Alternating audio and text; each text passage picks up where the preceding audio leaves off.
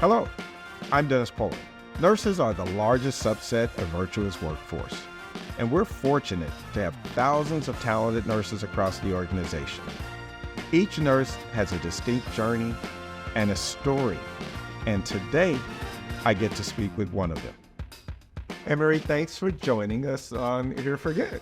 Oh, thank you, Dennis. So I'm told that you went to nursing school right out of high school. Yes, So I did. what prompted that? What made you know that that was the path for you? So as a child, I always believed that if I had 3 meals, I should share one. I shouldn't have 3 meals and then somebody else didn't have any. So I always fed the homeless. But while feeding the homeless, I met a father and his little girl. She had wounds all over her legs. And then at that point, I was like, if I was a nurse, I could also help her. Something led you to help the homeless. Yes. What inspired that? What gave you that sense of purpose? I always felt like, if somebody is in need, that I should also help. So if you are hungry, I would feed you. Whatever someone needs help with, I'll always help. Was this sort of the mantra in your household? Did your parents encourage that? And I asked the question because I too try and instill certain things in my kids who are now adults, but oftentimes you wonder where that spirit comes from. As a child, I always went to church. Every Sunday, I went to church. So I was a church girl. So as a church girl, I believe in God, and I believe in caring and sharing for your neighbors. My neighbor actually involves anyone outside my home. So as a homeless, It wasn't about proximity. No. It was just anyone outside my home. anyone outside your home. So whenever I had lunch, I would save my lunch, and then after school, I would feed him. So describe for me your career path and what brought you to Virtua. So I came to Virtua in 2005 when I moved to New Jersey.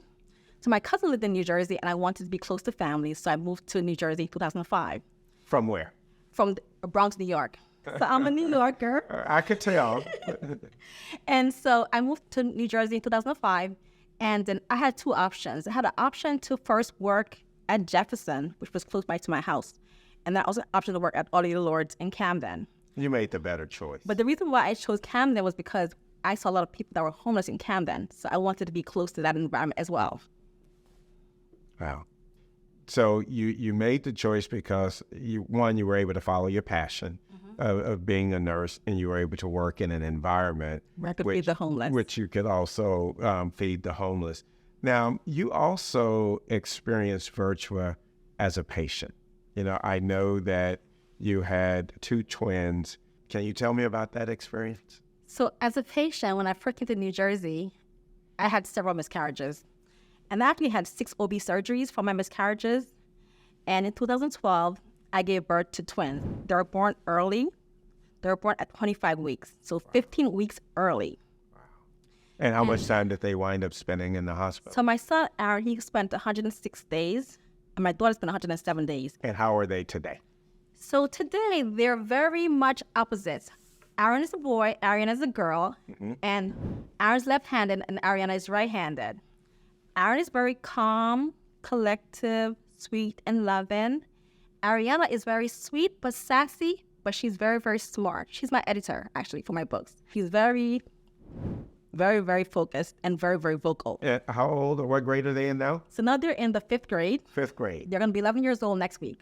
Wow. And so you got to experience our NICU as a parent. Yes. You know, and it inspired you at the time to keep a journal of your experience. I'm assuming you wanted to be able to reflect back on that and the learnings from that. Can you maybe shed some light on that for me? So when I was in the NICU, a lot happened. It was really, really busy. And I did not keep a journal, which I wish I did. So for my NICU parents, now I want a journal to give to them that would document their baby stories. Because this is the one thing that I wish I did when I was in the NICU. I just happen to have some of these things, and maybe you can sort of walk me through. So this says, welcome Rainbow Baby, a daily logbook. So because I'm a rainbow mother, I lost several babies before I had the twins. They're considered rainbow twins. Okay. So this is my first book, my Rainbow Baby Logbook. So in the Rainbow book, you have the first page the book belongs to. Then you have Hello Rainbow Baby, Hello Mama, And it has welcome baby. The baby facts are right here. Baby's name, gender, date of birth, time of birth, length, doctor, nurse, color of eyes, and the hair.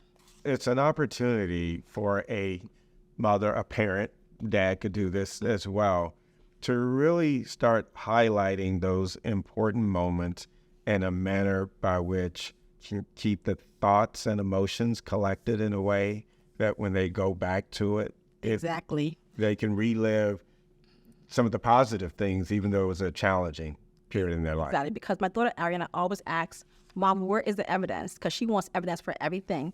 And I don't have a book to show her anything. So I wish I had a book to actually put everything in here and then just give her the book and say, Ariana, this is the book, and you could read all about it. But you're doing just that now. So Yeah. you're donating. I know you've donated many of these journals to Voorhees and I believe Mount Holly, correct? So, Voorhees, Mount Holly, and all of your Lourdes. And do you know how have they been received?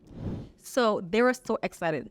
The nurses were, so were the patients. They were happy to have them. Actually, my patients in Orlando Lourdes asked for blank books and papers every night when I work. And that's one of my main reasons why I said I wanted to make books for my patients.